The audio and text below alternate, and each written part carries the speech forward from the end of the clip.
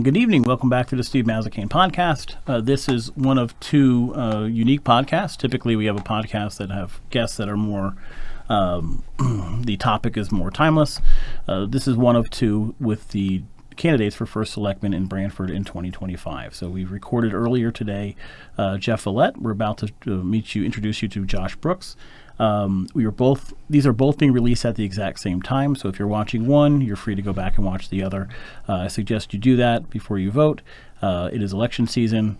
Early voting has already started, but if you've already voted, great. If not, take a look at both of these, and we will, hopefully you can have an informed vote going into Election Day. So Josh, welcome to the podcast. Hello, Steve. Nice to meet you. I'm glad to have you here. Thank you, like all candidates, for running for office. It takes a lot to put your name on the ballot, although you had done that in the past. Just as way of getting started, this is just a conversation. There's nothing deep. We want to know why you're running, what issues you want to run for. I'll come back with some things. You can ask questions back and forth. We can discuss some of those items. I've written a lot about some of your proposals. I know you do discuss those as well. So this is just a conversation, and that's what we're aiming for, okay? So let the voters get a chance to get to know you. I have one question, Josh. You first ran for the RTM in what year? I believe it was 2007. Okay. But you didn't, so your website says 18 years on the RTM. I've been 18 years, but I did take a 4-year break. Okay, so 18 years since you first ran for the RTM. Correct. Okay. Correct. Okay. Did you ever hold any other... before that, were you on commissions or? I've been on the Stony Creek Association board numerous times for numerous years. I was part of the PTA for many times. Okay, then let's go. Let's start there then. Tell me about you, your background, growing up, went to school, that sort of thing to start. I was born in Stony Creek. In 71, I lived there for 4 years of my life. I was then raised by this gets very complicated, so don't try to do the math. But I was raised by my mom's first cousin. I was born a Carter. My grandfather was Dwight Carter, the old Volsunga captain. We were 9 generations in Stony Creek, but also on the islands. So my mom's first cousin raised me, hence the name Brooks. I was raised in upstate New York, but we would spend the summers down here. My grandfather, running the Volsunga, had a place in Stony Creek and then eventually a place on one of the islands. So, if you have an island to go to in the summer, you go to the island, that, especially if you're coming from upstate New York. And then when I graduated high school, I moved here full time. I would live on the islands for a couple of years and then travel around a little bit. I went to college at Keene State for a year. I went to California. I went to Texas. Then when I was 21, I was here. I got an apartment. I stayed here. I met a woman. We got married eventually. We had a family from very early on. And we moved into our house that we live in now in right around 94. I think it was 94, and we've lived there ever since. How many kids? I have 2 children. Okay. One is 35 and one is 21.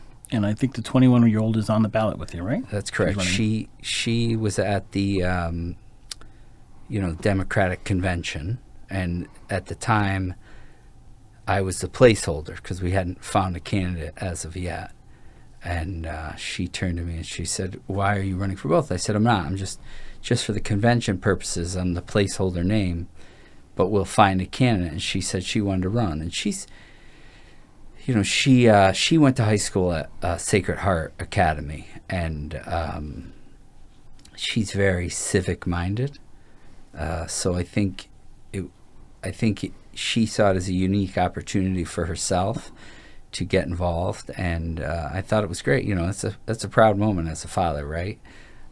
So she wants to get involved, and I support her 100%. Oh, good for her. Yeah, she's 21, but she's intelligent and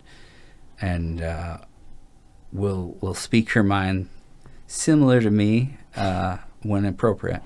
So a younger 21-year-old Josh Brooks. Well, We might be in trouble. Yeah, maybe. Okay, so talk to me about your decision the first time to run for the RTM.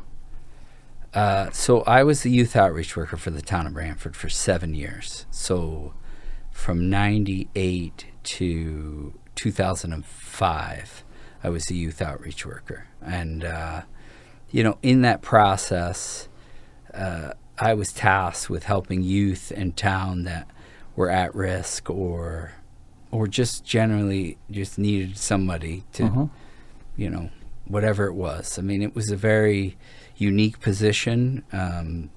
That was created under Unc. Created under Unc DeRoss, yep. Who was kind of your mentor. Yeah, I mean, Okay. I worked with him Yep. since I was 18, and off and on throughout my life. And so he and I had conversation when he first ran. And then I think Fran Walsh kind of came up with the concept, and I applied. And because I have an interesting background as far as the youth, being taken from one family, put in another at 4, and a lot of things in my life as a child, and as a young adult, I had a unique perspective on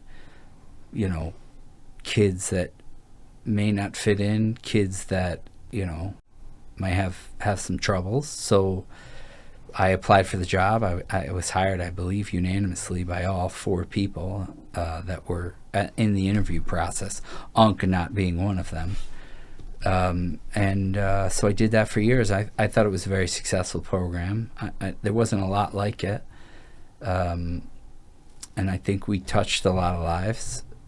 Some I think we helped tremendously. Some still got lost. Some of the guys that work for me, I knew back then and helped them in ways.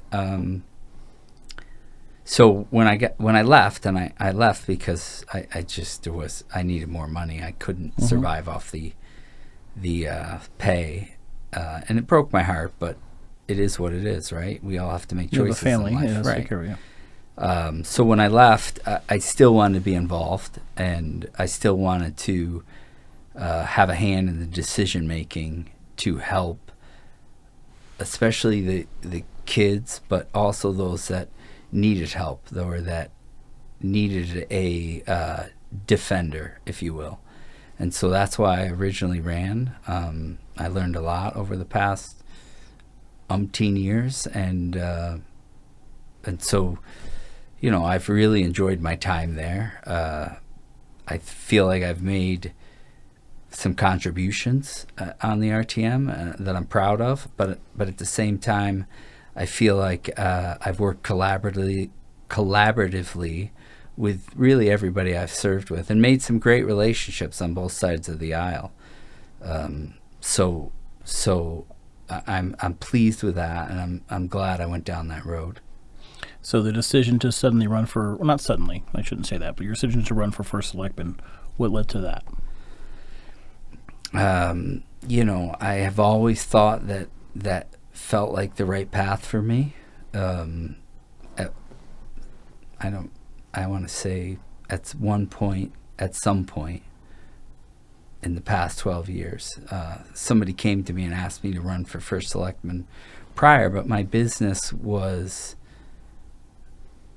I don't want to say big. I never got huge, but it was going really well, and it still is. I mean, I'm still very busy and whatever, but I had a lot of guys, and I was young, and I didn't feel like I was ready to walk away from that. So if I win, now I have to walk away from that. Like, I can't do both. And so I just said, I'm not ready. That was my feeling, was that it just wasn't ready to give up that business that I had. So I declined. And then when Jamie decided not to run, I called the powers that be and said, I'd love to run. I'm ready. And, they did their due diligence, as they should. But I got the unanimous nomination, and so here I am. Why did you? I mean, you just felt. I mean, I understand Jamie is a kind of a force of nature politically, so you probably just you couldn't win against him, or you were just waiting for him not to. No, I don't. I just hadn't thought about it again. Okay, at that kind of point. opened the door. I hadn't thought about that. So when I heard that he wasn't going to run again, then it came to my forefront. Okay. My mind. I had discussions with my wife. One of my best friends who also works for me. He and I were working building the columns down in Pine Orchard and a wall, and we talked about it, and he said give it a shot, and so I did, and that's why I'm sitting on your couch right now. Okay, so I get that circumstance led to it. That's fine. Were there particular issues that drove you to say I want to be first selectman? I would like to see. I can't specifically say, nor will I specifically say that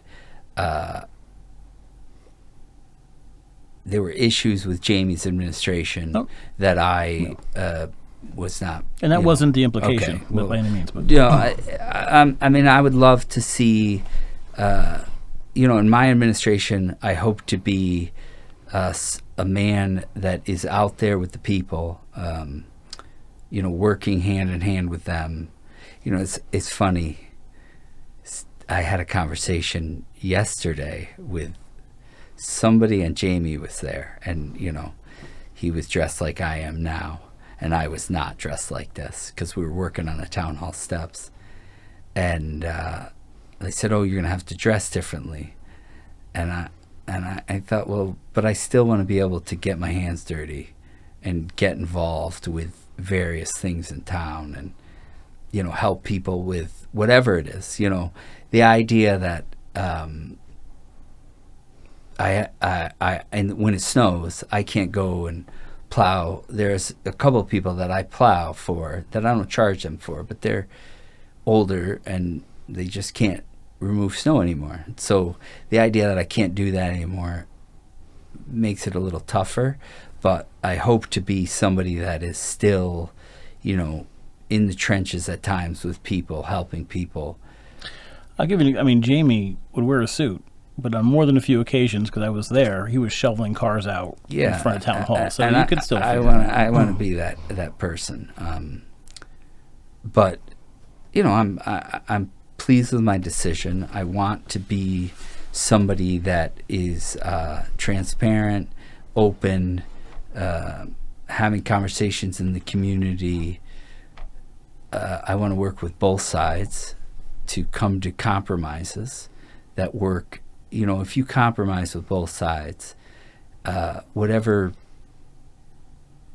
program that is or policy that is tends to last longer and have more success when all perspectives are heard and a compromise is brought to the table for that.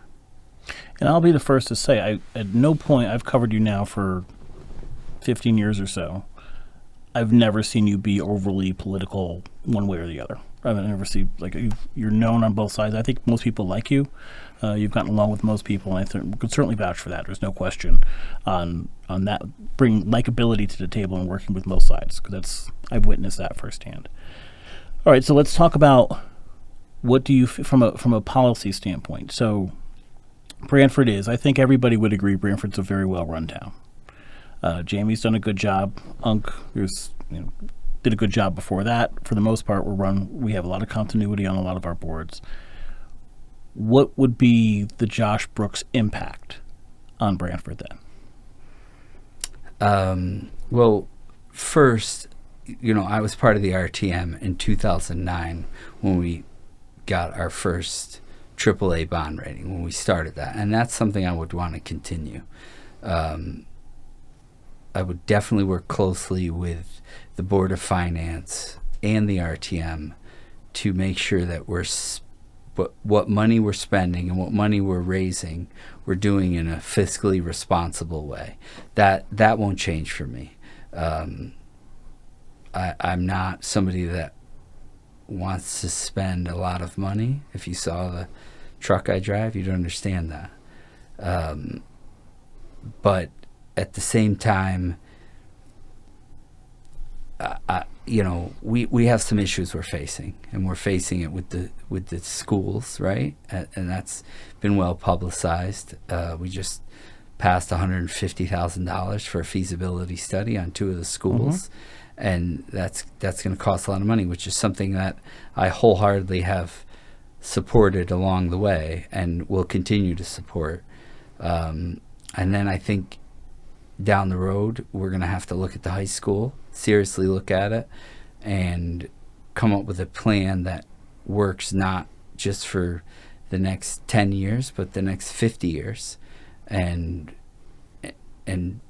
build all of those buildings that need to be sustainable, and keep an eye on to the future. As we're building moving forward, I definitely want to see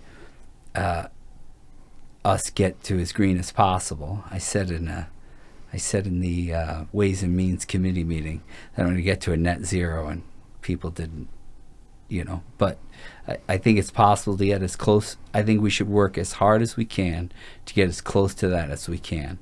So we are looking at, sustainability far into the future.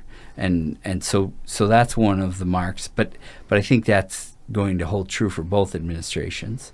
Well, we certainly, the last, Jamie kind of set the standard. He was just appointed to the Green Bank. We've from solar farms to all the energy stuff, and we have legislation at the state because of Branford to do something. So, yeah, I think both parties would continue along. I could be wrong, but I think both would do that. Yeah, Okay. you're asking what I foresee, and that I foresee as a thing. I'd like to see us, and I'd like to see us protect. I go and knock on doors, and I've been doing it now for 3 months, and there are really three issues that come up. Okay. And one of them has been seniors and neighbors of seniors talking about their concern for their future in this community, and their concern, and that's where the senior tax freeze was born out of.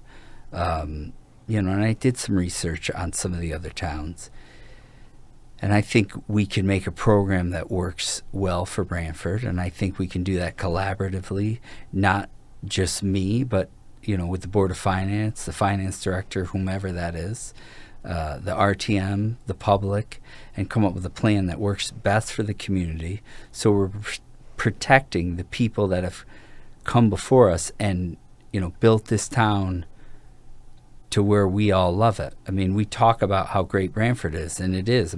I love living in Branford.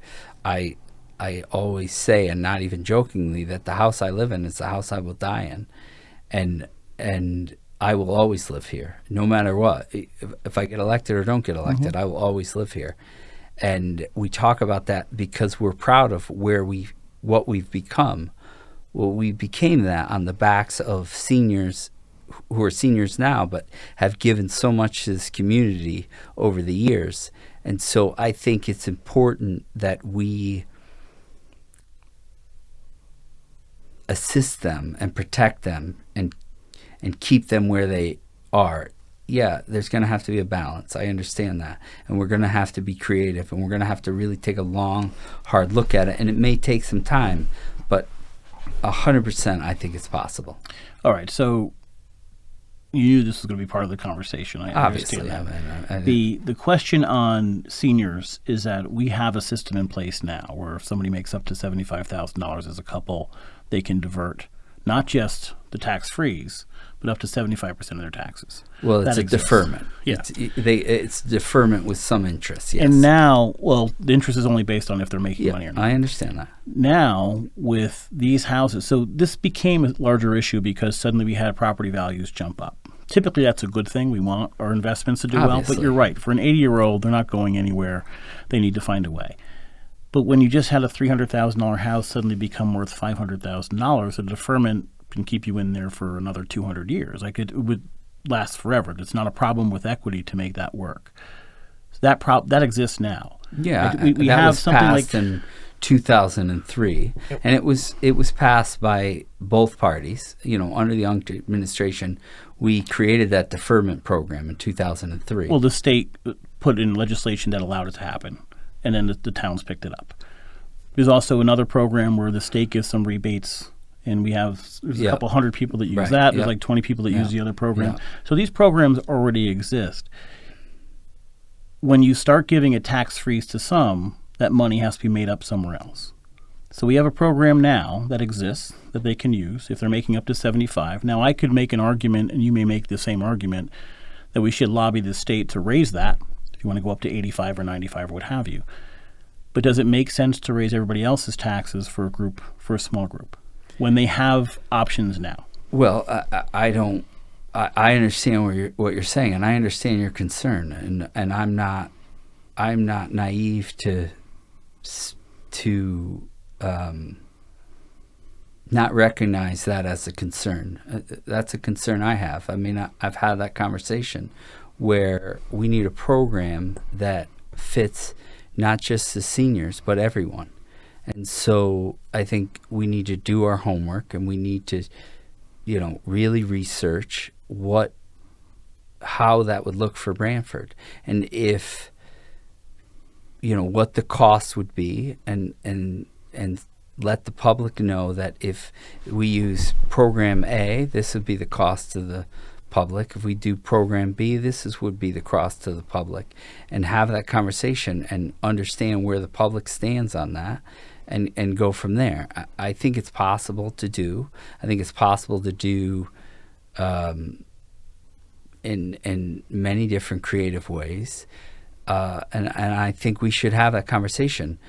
I don't think we should just blow it off as, well, it's not fair to the other folk that aren't seniors yet. I think it's a conversation we need to have. Well, that's not the argument that I think is being made. I've that's covered the Guilford. argument I heard. That's the argument I've heard, is that it's not fair to give somebody a tax freeze and make the other ones pay for it. And I understand that argument. Other seniors as well. Well, other seniors as well. I understand that argument, and I think absolutely that's a concern we should have, and we should look at that, and we should do the homework and see. And I think the deferment program is a good program. I'm not questioning that that's not a good program, but that's a start. And it's for some people it's similar to a reverse mortgage, but then other people can't qualify because you can't have a mortgage, or you can't have a home equity The loan. mortgage has to give up the position. That's true, yes. Yes, and that's not easy. I don't think my mortgage company would allow me to take a deferment and have a lien put on my house. They do on a regular basis. No, that happens on a regular basis. Okay. And if you talk, listen, it's a fundamental question. You propose a tax freeze for seniors. When you put press releases out there, you put tax things in. I'm saying it, and if I'm a senior, I'm saying we're going to freeze your taxes. One, you haven't put any details on how that would happen, so we don't know how many. I know Guilford has it, and they allot a few $1 million a year towards that. They hate it in general. It's a huge pain to manage. I haven't heard that from the Guilford folk. I cover Guilford, so I have. I haven't heard that. That's beside the point. A deferment program, especially now when you're seeing these massive increases in values, they're never going to see the impact of that. Like, if somebody 80 years old is never going to get to the point that they're going to run out of their equity. So the question is you've already proposed this. And your answer now is we're going to discuss it after I'm in office, but you've proposed this. So seniors have been told they're going to get a tax freeze. What's the details of that?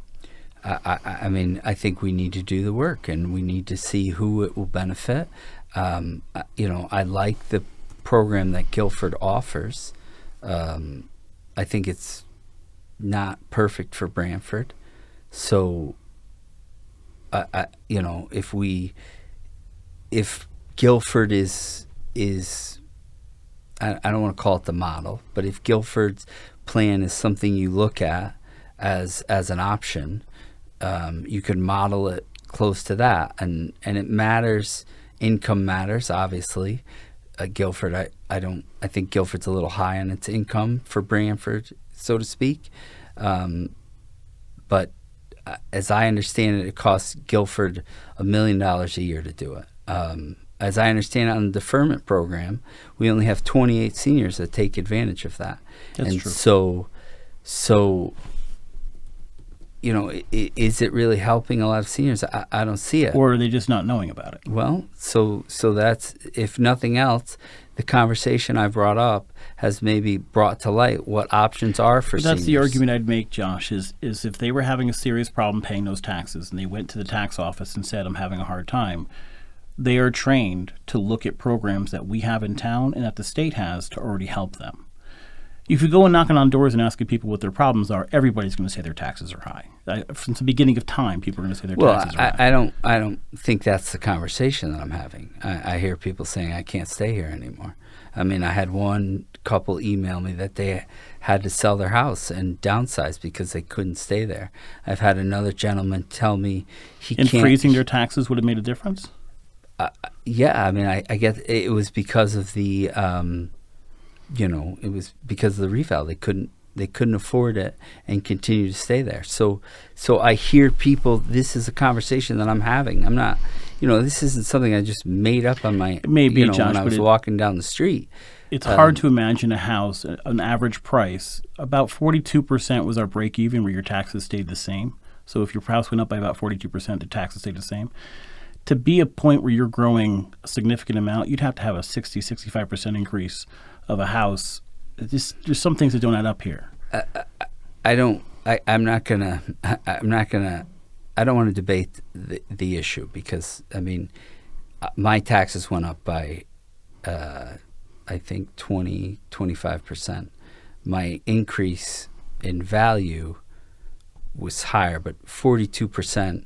If your value went up 42%, your taxes still went up because the mill rate went dropped from 29 to 20 or 30 to 21. Yeah, so it dropped 30%.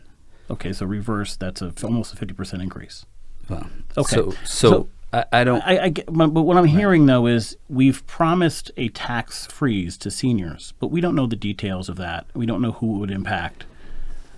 I mean, I'm not a person that's going to make a promise and say, well, we're going to do this for 50% of the seniors. I can't. I won't do that. I will not. I've read some things where it's been said that I'm trying to buy votes. That's not the case.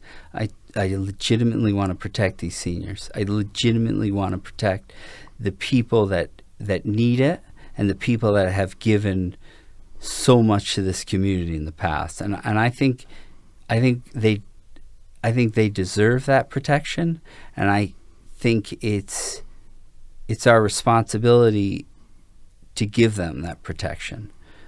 So despite that neighbors being neighbors kind of thing. Okay.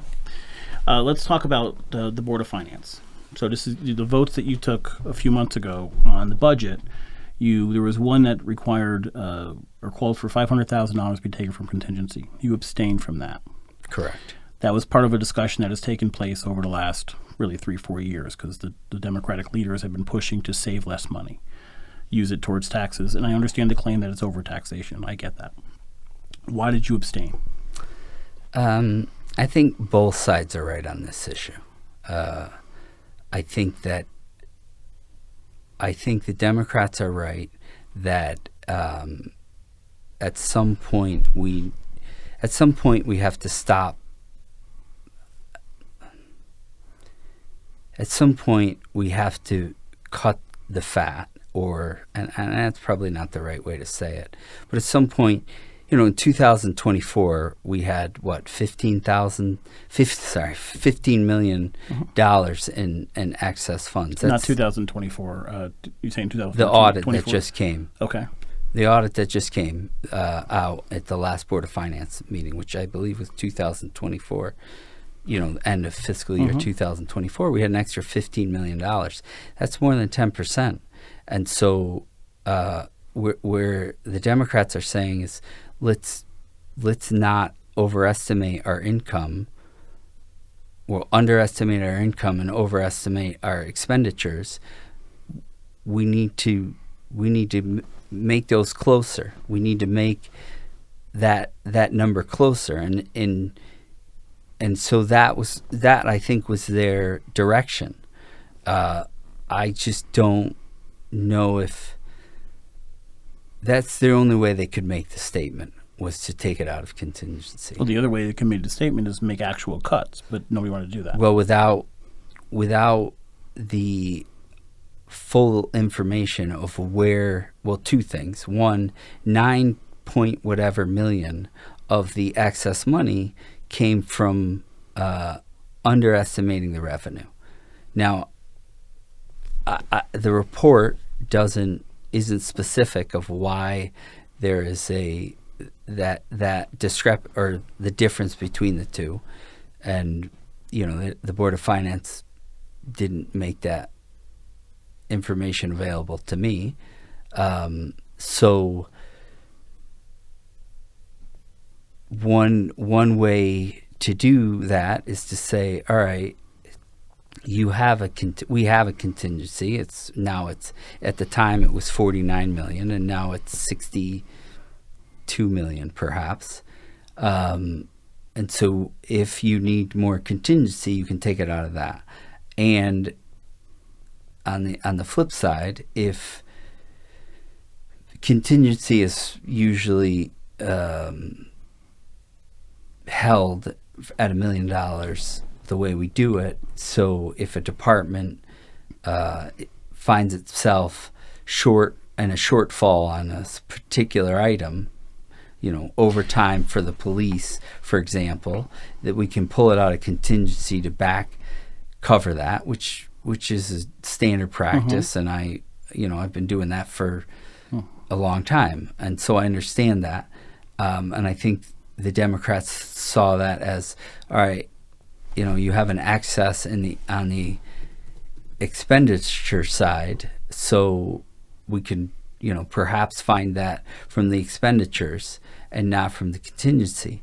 I think there was movement to cut it more, but to specifically cut it out of the budget without understanding where the excess is also not as cut and dry. It's not as black and white. It's just cutting the budgets. You're not, if you're not shown specifically where the excess is in the budget.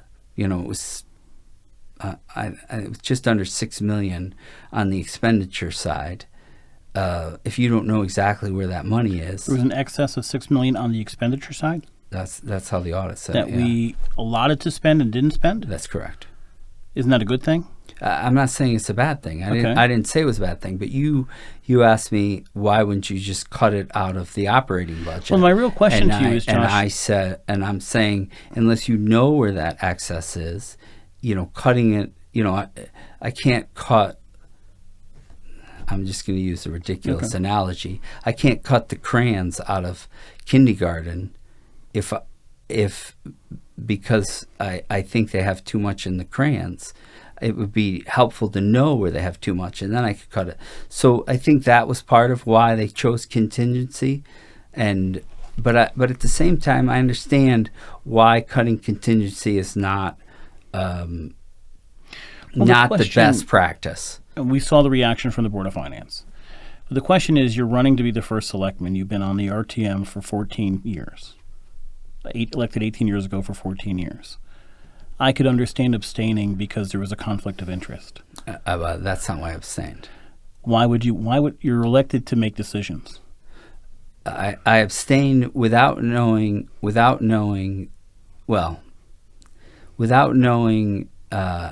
exactly where the excess came from, without understanding whether the board, because the reaction from the Board of Finance came after the vote. Yes. And without understanding the vote from, not the vote, but the position of the Board of Finance, part of me thought, and probably they should have, but the Board of Finance at the time could have taken the $500,000 out of the rainy day fund or the undesignated fund and put it back into contingency. The RTM cannot. And so without knowing if the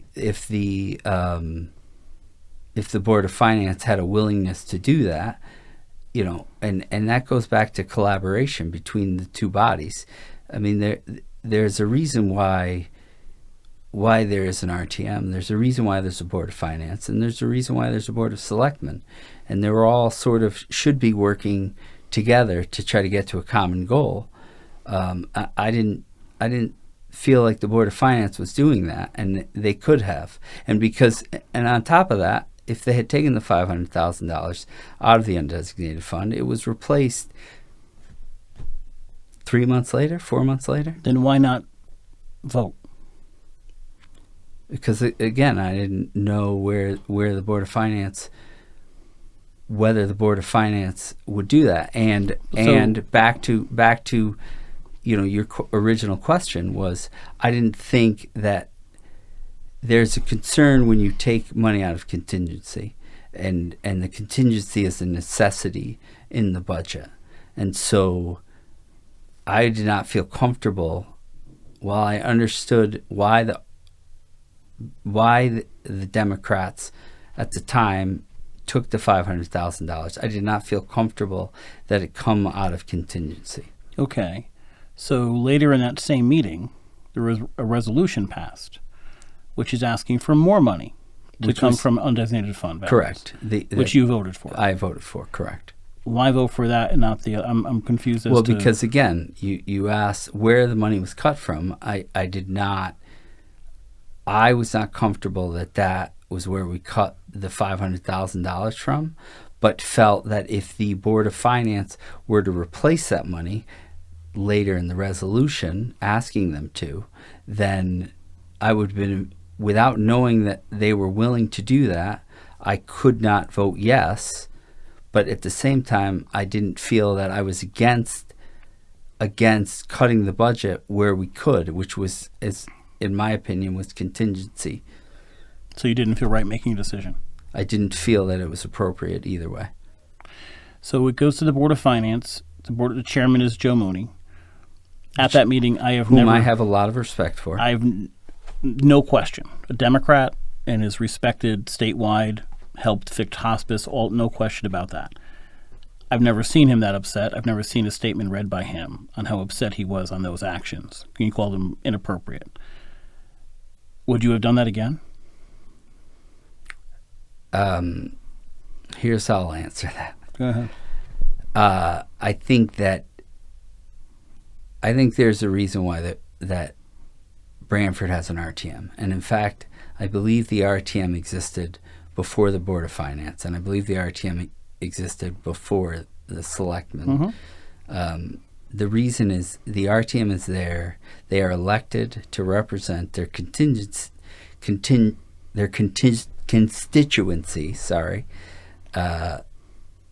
as best they can, and to protect the interests of those there. They are the voice of the people. Not all towns have an RTM. Some have a town meeting. And so they are there to do as they see to protect those people, but to be their voice. And that voice spoke. Now, the Board of Finance may disagree with that voice. I don't. Well, this matters for a few reasons, Josh. It matters that. So the RTM, who is that voice, made that decision. Now, you can disagree with that voice, but that is the voice that was elected by the people to have that voice, and so that their voice should be respected. So you are telling me how important the RTM is, but then you're telling me that you can abstain from votes. Yeah, that's one is not the same. You're asking. You were elected to abstain from votes? I'm answering the question about that you brought up about Joe Mooney not happy. Yeah, so Joe Mooney's not happy. The Board of Finance isn't.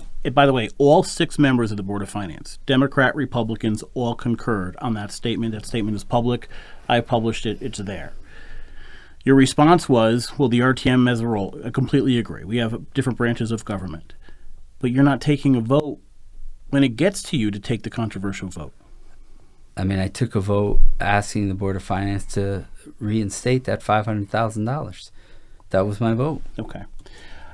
Let's keep going then. So we're not going to go back to the Board of Finance because we have that. But in working with the Board of Finance, their clear long-term plan has been to save.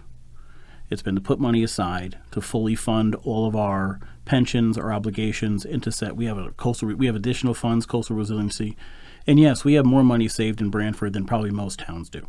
Certainly, I think a higher percentage of the budget than most towns do. Now, we're a shoreline town. You know full well the cost of doing a seawall if that happens or what have you. A lot of this has to do with Trump being in office. Like we've said, we don't know what we're getting from Trump. We don't know if FEMA money is there when it comes again. If Irene and Sandy come back to back, we have no idea if that's coming. What is your mentality? Would you stick with the resolution you passed or with the Board of Finance who is trying to save more money? Well, I think this is a two-part question. Go ahead. First, when elected, I will work with the Board of Finance and with the finance director to get closer to zero excess funds, because I think 60 million or 62 million, it's actually probably closer to 65 million if you include the 3 million we designated for the schools, but even if we carry that over for next year, fine, it's still $62 million. I think that amount of money in an undesignated fund is more than enough. So I think moving forward, and by the way, if it was 15 million last year or close to that, then this year we'll most likely have more money in excess come next year. So I think in the next budget process, regardless of who the next administration is, we ought to try to get closer to zero, and that would help with any tax increase 100%. If you take 2024 and you get to a zero when you already at that point had an undesignated fund of $50 million. It was 53, but we designated 3 million. If you sharpen your pencils, as we say in my business, and get closer to a zero, that would have helped tremendously with the reval and those homeowners that really saw an increase. So I think that is first and foremost. But that's not. It's a two-part question. Thank you. You're right. So that's first and foremost. And in zero, when you do that, you run the risk of having a deficit, right? I remember in 2009, right, when we first got AAA bond rated, I think we had an excess that year of $4.5, maybe $5 million. The next year we had a deficit of $3 million, and then the following year we had a excess of 3 and change. And so when you get to the zero, having the undesignated fund there, if you try to get closer to a zero on the income and on the expenditure, you run the risk of having a deficit. So having the undesignated fund allows you the room to be close to that and have a deficit and use the undesignated fund to offset that deficit. So that's part one. Part two, it's interesting you talk about the coastal resiliency and the possibility of a hurricane, and I get that. I mean, I was there. I worked from Irene. Sandy, there wasn't as much damage, but from Irene, I worked every day from the day after Irene to Christmas minus 3 days. I worked every day. So I understand the damage that's possible with a hurricane, and how having money ready for that is the best, is best practice. So I don't disagree with that statement. We have created a fund in the Coastal Resiliency Fund, a sinking fund, as a way to combat that. So part of our taxes goes towards that sinking fund, and is having an undesignated fund continue to grow, or are we So do we take some of that undesignated money and put it into that coastal resiliency fund as a stopgap? Should we need it? That's a possibility. Although I don't love that. But if you want to have a fund for emergency situations, then that's great. But at what point is too much? I mean, I think Linden Avenue, which was a big expense to the town, I think that was only $900,000. And then the other piece of it is, let's, God forbid, something awful happens to the sewer treatment plant, right? And we have to rebuild it because a superstorm comes or whatever. I think it is also appropriate to think about some of that money needs to be bonded because, the philosophy of the current Board of Finance and of the finance director is that if a community is spending money that the next generation gets to utilize, that the next generation should also pay for it. So that's why we bond things for 30 years. And so I think you're in a position, yes, I mean, we have a large undesignated fund. Spending that money is not something that's easy to do it appropriately. And I'm not suggesting that we do spend that money. We need to come up with a comprehensive plan on how we address that. But I would say that I think at some point we have enough, and we're at that point. We have more than enough. So we need to think about not having so much, and that may mean that may mean a closer to zero, and then having that undesignated fund to backfill that, because people are already taxed on that. So if the next administration adjusts that and there's a shortfall, well, the taxes you paid last year covers that shortfall. So it's not unreasonable to do that. Does that help answer that? I think you're going to be different than the Board of Finance mentality, but you're running for office, and that's fine. Yeah. The only issue is the Coastal Resiliency Plan isn't for reactions to storms. The Coastal Resiliency Plan is helping us prepare to how quickly can we recover from a storm. So we do a lot of work way before any storm would happen. That's what that's actually for. So it's a little bit different. Well, it can be used for both, I would think. All right. The other thing you've mentioned as a campaign platform is with regards to speeding. Talk to me about speeding. 70% of the doors I knock on, that's the first thing I say. You got to do something about the traffic. 70% of the doors? 70%. About the traffic or speeding? Speeding and traffic. Now, talking about speeding, soothing the speeding, traffic, people not driving properly, not stopping at stop signs, not stopping at crosswalks. All of these things are, on the forefront. I did knock on a lot of condo doors, and I will agree that they were not saying that, because in their little community, they don't have speeding; they have speed bumps. I don't question. I actually believe you're a very sincere person. Right. I believe what you're saying.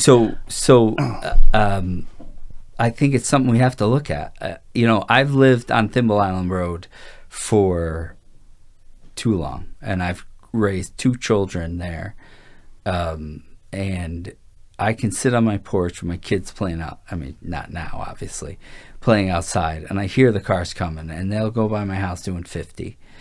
You can go to any Stony Creek Association meeting, and they're going to talk about speeding.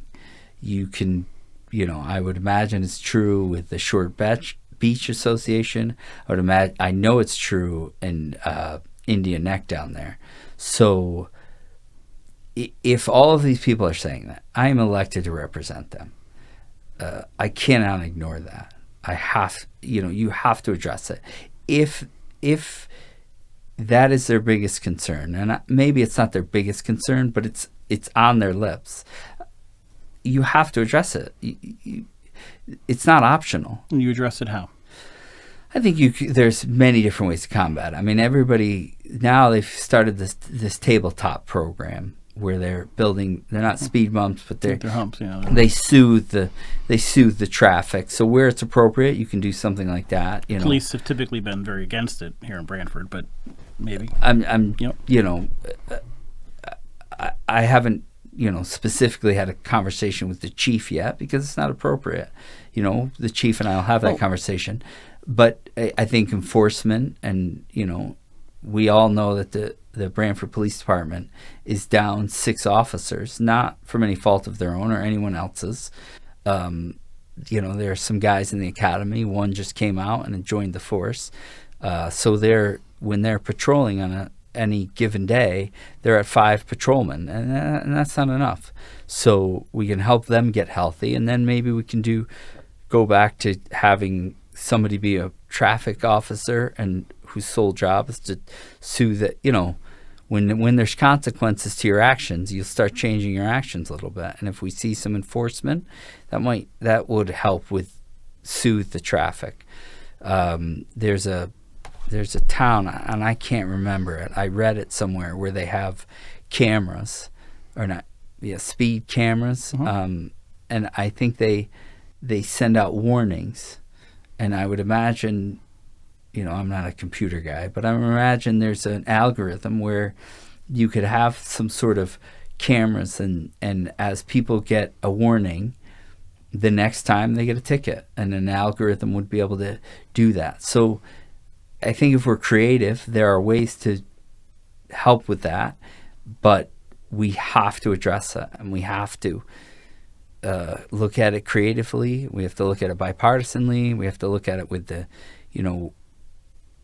all of the different departments that deal with that. We just created that board with the pedestrian and bicycle, so work with them as well. And I think, I don't think this is an unsolvable problem, and nor do I think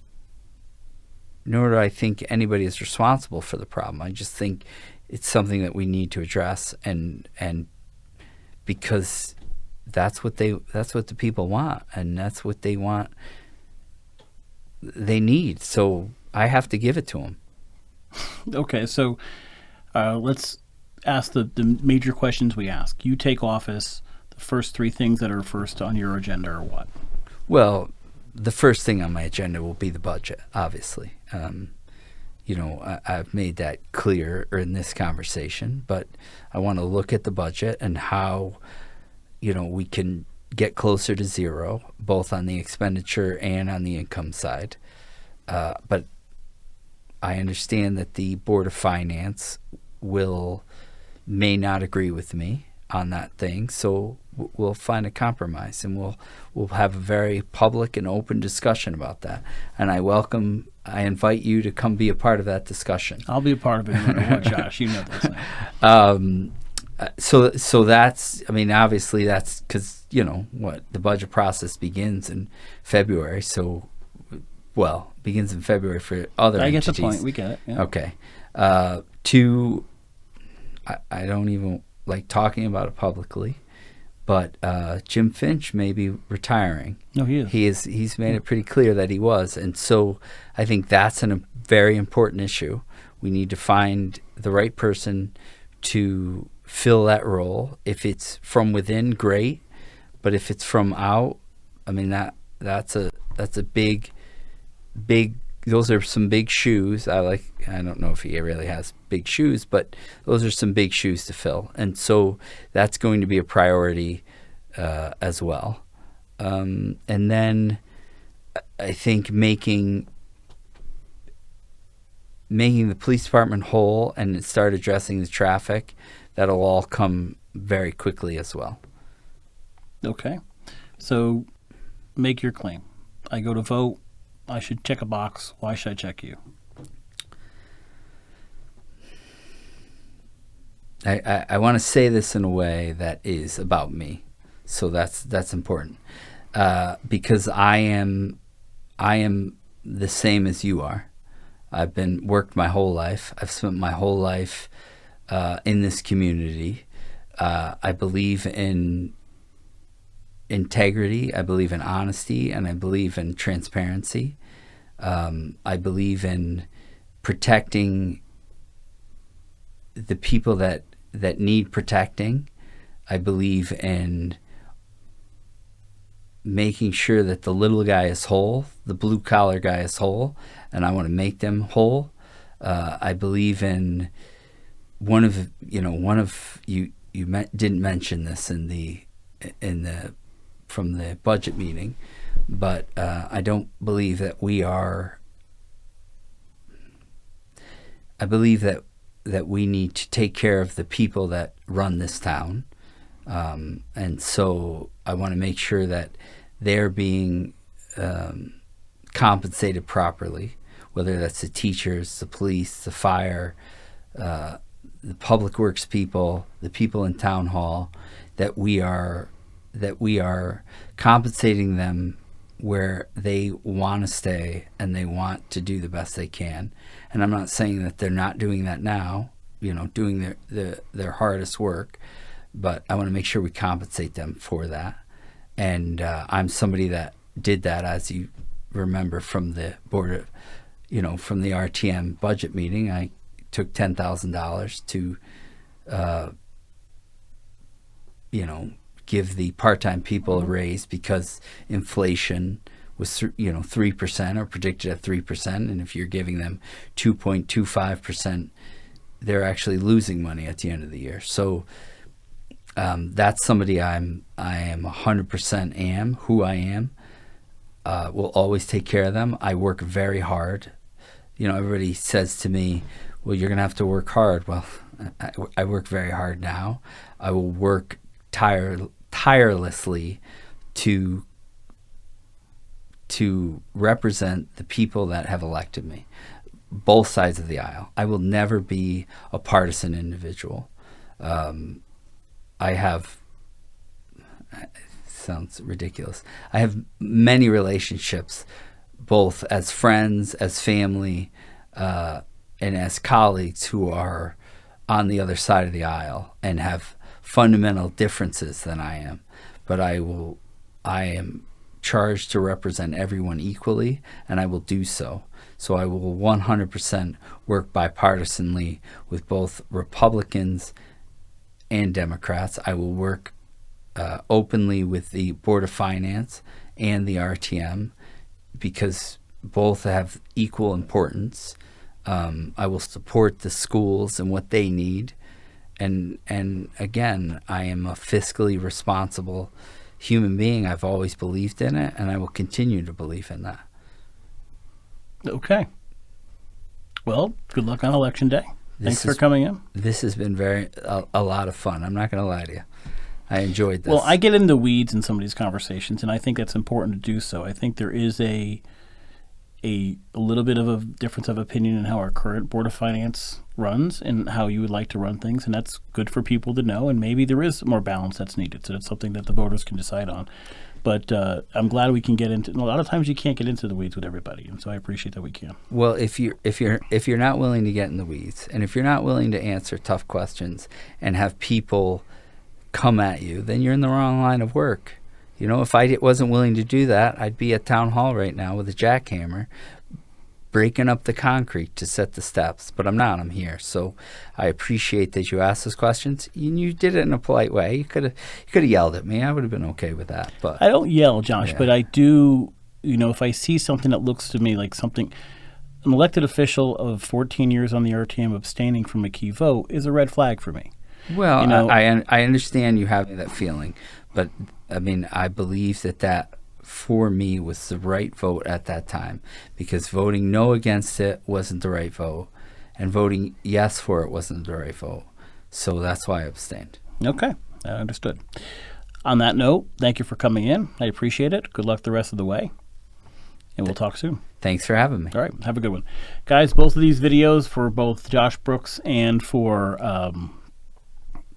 Jeff Villette are available now. We're releasing them at the same time, so if you're watching this, both are available. They should be early voting already started, so if that's available over the weekend as well, and then obviously Election Day is 2 Tuesdays from now.